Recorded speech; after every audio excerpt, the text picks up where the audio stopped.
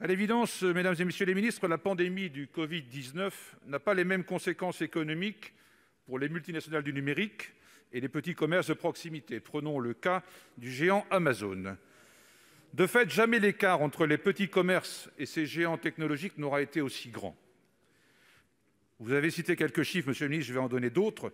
Les records de valorisation s'enchaînent à Wall Street, qui connaît des hausses de 10, 20 et 50 milliards de dollars.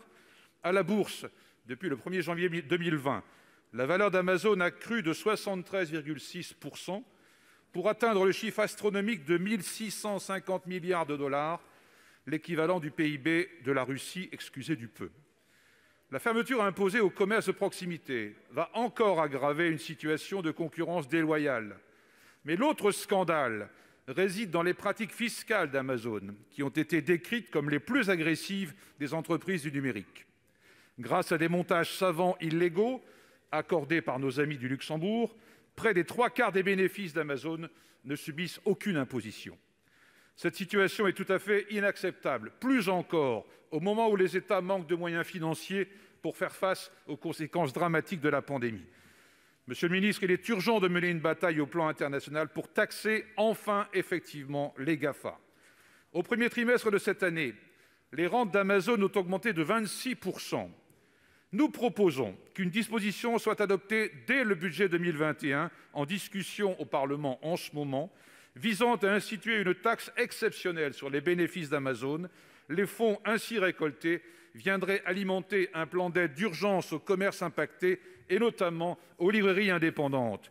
Je conclurai mon propos avec ce mot de Victor Hugo : la lumière est dans le livre, ouvrez le livre tout grand, laissez-le rayonner, laissez-le faire. Monsieur le secrétaire d'État, Cédric O.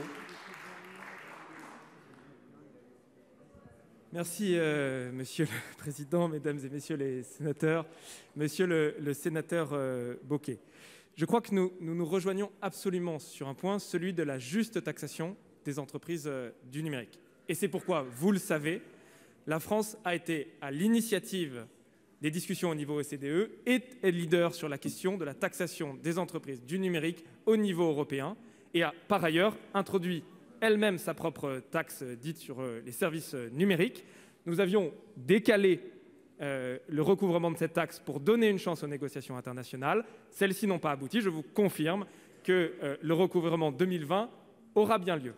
Il faut néanmoins que nous continuions à pousser ce sujet au niveau européen parce que c'est le bon niveau. Et je veux me réjouir avec vous que l'Europe ait annoncé il y a quelques semaines que face à l'échec des négociations au niveau OCDE, elle allait reprendre cette question de la taxation du numérique au niveau de l'Union européenne pour faire en sorte que ces entreprises payent la juste taxation qu'elles doivent afin de contribuer à la solidarité nationale.